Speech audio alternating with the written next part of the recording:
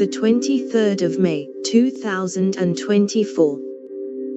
New Zealand man unearths guns, ammo while metal detecting.